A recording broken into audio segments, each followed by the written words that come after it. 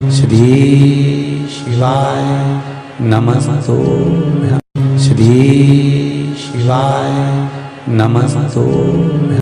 किसी व्यक्ति से कोई काम करवाना है, वो काम नहीं कर रहा, कोई फाइल आगे नहीं बढ़ रही है, कोई कार्य अटक रहा है, या फिर कहीं रुपया पैसा अटक गया हो, नहीं निकल रहा हो, तो एक जल के पात्र में जल भरकर 5 बेलपत्री शिव जी को समर्पित कर कुंदकेश्वर महादेव का नाम लेकर एक सफेद पुष्प बेलपत्री के ऊपर जो शिव जी को चढ़ाई है उस पर समर्पित कर जल जो लेकर गए हो, अपनी उस कामना को कर कि मेरा ये कार्य अटक रहा है, ये कार्य नहीं हो रहा, कुंदकेश्वर महादेव का नाम लेकर धीरे धीरे जल की धार चढ़ाइए। और एक बात हमेशा याद रखना, फिर निवेदन कर रहे हैं, अच्छे से समझ लेना, शंकर जी पर जब जल चढ़ता है, शिव जी का जब अभिषेक होता है, शंकर जी पर जब जल चढ़ाया जाता है, दूध चढ़ाओ, जल चढ़ाओ, कुछ भी चढ़ाओ, पर एक बात का स्मरण अपने जीवन में होना कि इतने ऊपर से मत चढ़ाना कि जल चढ़े और छींटे आपके ऊपर आए।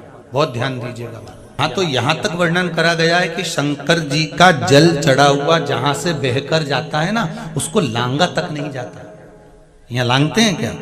नहीं ना, परिक्रमा भी करेंगे तो वहीं से लौट कर वापिस इधर जाएंगे। शिव जी का जहां से जल बहकर जा रहा हो, चढ़ा हुआ जल जहां से बहकर जा रहा हो, उसको लांगा तक नहीं जाता। और कई लोग बड़े बड़े आनंद में शंकर जी पे इतनी ऊपर से जल चढ़ाएंगे तो वो छींटे पूरे अपने ऊपर आना चाहिए, शरीर पर आना चाहिए। नहीं नहीं, उसका दोष है महाराज, उसका दोष है।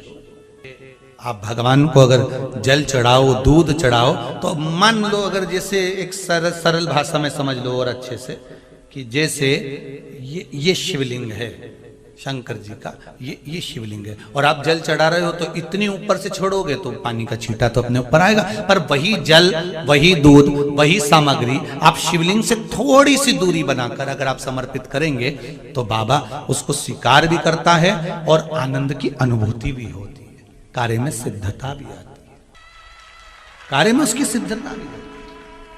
अब तुम तो ऊपर से छोड़ रहे हो जिससे वो पानी तुम्हारे ऊपर ही आए, तो वो एक अलग प्रसंग है, बोलिए एक अलग विषय। बहुत ध्यान देना महाराज, भगवान को कभी भी कोई भी सामग्री, जैसे भगवान के मंदिर में अगर फूल चढ़ाने जा रहे हो, भगवान के मंदिर में अगर पुष्प समर्पित करने जा रहे हो, तो फूल का मुख अपनी ओर नहीं होना चाहिए। फूल का मुख कहां पर होना चाहिए? जम के बोलो जरा, भगवान की